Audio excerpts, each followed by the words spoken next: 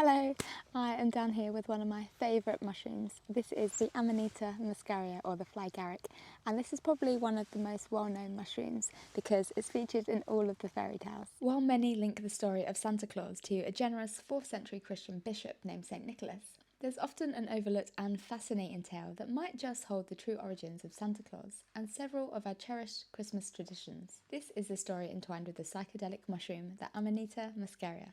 From Santa's sack of presents, his reindeer pulled sleigh, the unique way he enters our homes, and even our cherished Christmas cards and decorations, all trace a captivating path back to the ancient practices of indigenous Arctic Circle communities. The Kamtchadales and the Koryaks of Siberia in particular seem to hold the ancestral threads that tie the narrative of Father Christmas to the far reaches of the North Pole.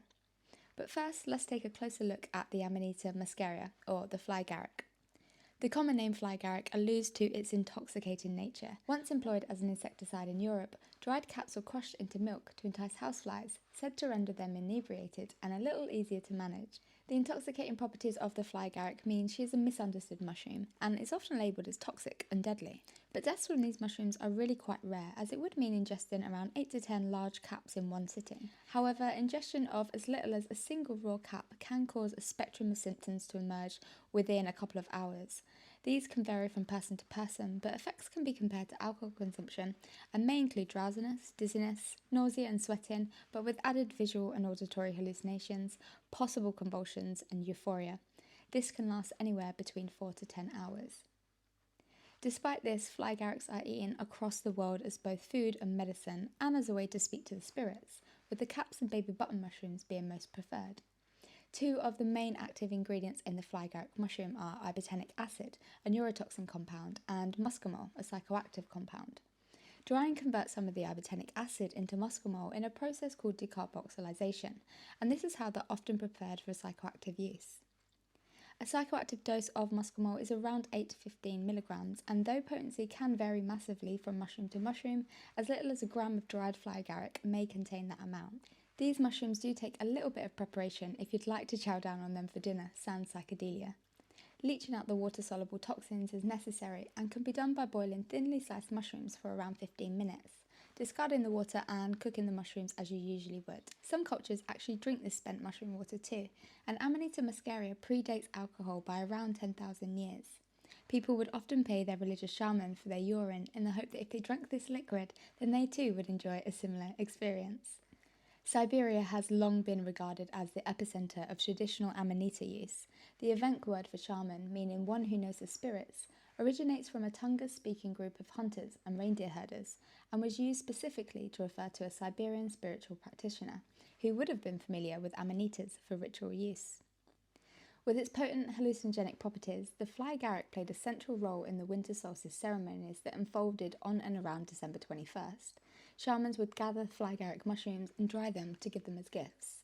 In the Arctic communities, where the main door was often buried beneath a blanket of snow, the shamans descended into the yurts through a smoke hole in the roof, marking their appearance from the highest point in the house.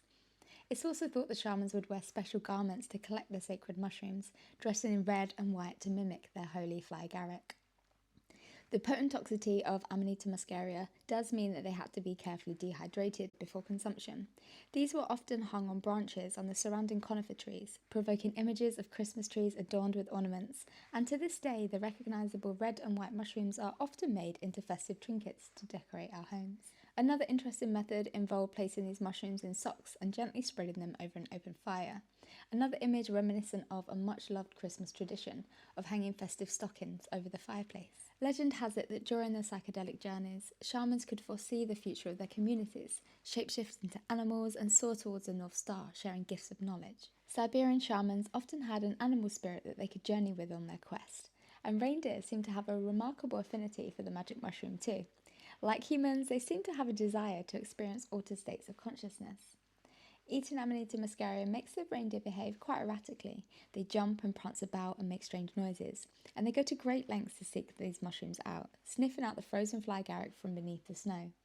Reindeer have also been seen fighting with each other to earn access to the urine of its herdmate. Interestingly, this garnered the attention of local herders, and some are said to have taken part in a rather unconventional practice. drinking the urine of the reindeer that had ingested the mushroom and allowing them to harness its transformative powers, whilst avoiding the potentially harmful effects. This story holds another intriguing parallel with the modern-day figure of Santa Claus, who travels with his reindeer-drawn sleigh.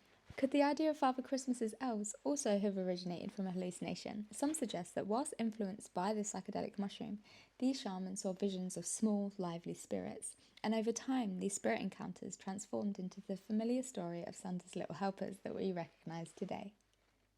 Like all amanitas, fly agarics are mycorrhizal, meaning that they live symbiotically and have a mutually beneficial relationship to trees, most often with birch, beech, oak, fir, spruce and pine trees. And because of this, they play a prominent role in the imagery of countless Christmas cards and designs. These artistic depictions often portray the mushroom in its original habitat, forming enchanting circles beneath towering pine trees, which could be where the tradition of leaving presents beneath the tree came from. Of course, this is all just speculation, but an intriguing perspective and quite fascinating to draw a parallel between the tradition of Christmas and the long history of the Amanita Muscaria.